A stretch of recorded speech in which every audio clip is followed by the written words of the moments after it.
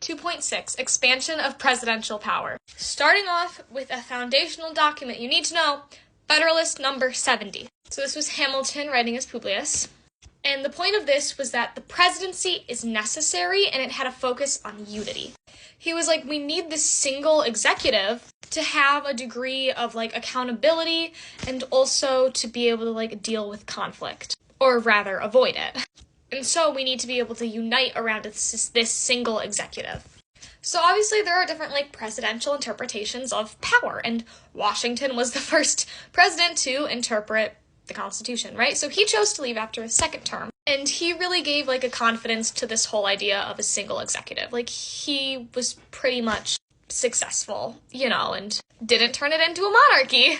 Some of the presidents after him got some moments of questionability of what they were doing, but usually they stuck to the Constitution in those 5 paragraphs. Now, an imperial presidency, this is a term for a powerful executive position with a weaker Congress, so where the president takes on a whole lot of more power and the Congress is left less powerful, I guess.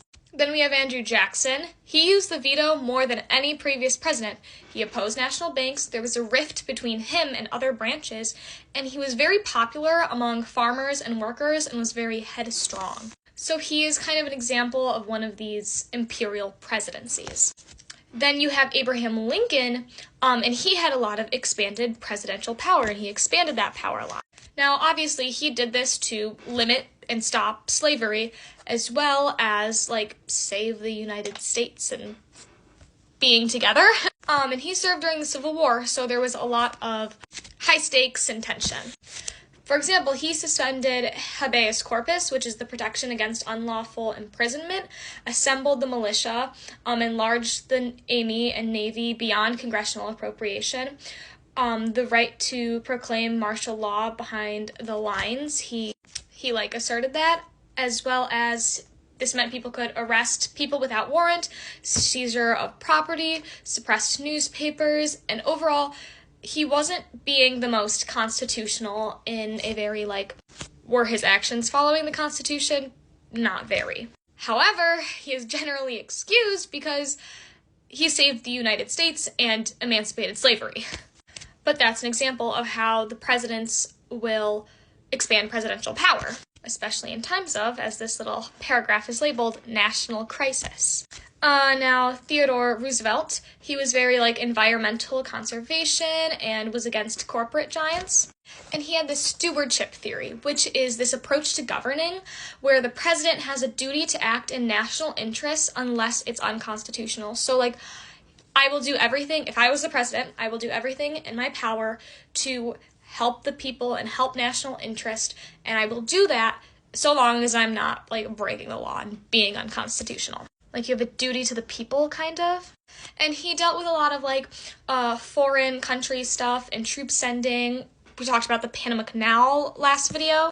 Then Woodrow Wilson was a very strong leader with an international voice. He delivered the State of the Union report in person, and he was the first to do that since John Adams. And the State of the Union report is this little, here's what's happening in the Union or whatever, but him doing that in person increased his media presence kind of and presented him as a person, basically allowing him to take credit for his ideas and gain popularity, creating a platform to present those ideas. Now, the turning point in expanding the powers of the presidency. FDR, Franklin Delano Roosevelt. Roosevelt. So he was president during the Great Depression, and he introduced the New Deal.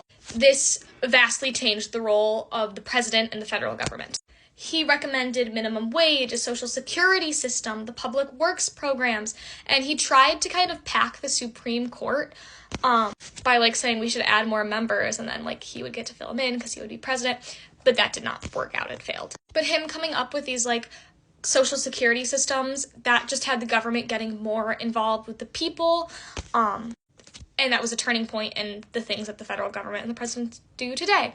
However, he also did the executive order that put Japanese Americans in internment camp, and he was also a World War II wartime commander-in-chief rather than administrator for dealing with constitutional rights. Basically, he was acting as wartime commander-in-chief rather than like constitutional president rules writing vibes. And so therefore it was largely accepted in wartime as security measures. Moving forward, 22nd Amendment, no more than 2 terms. 22nd, that's 22, 2 terms. That's how I remember it. You could even go so far as 22nd, 2 times 2, 2 terms times 2, 2 cubed equals 8 years. Now, for more contemporary expansions of powers, you have the War Powers Act. So Congress delegated power to the president in times of war with the Tonkin Gulf Resolution.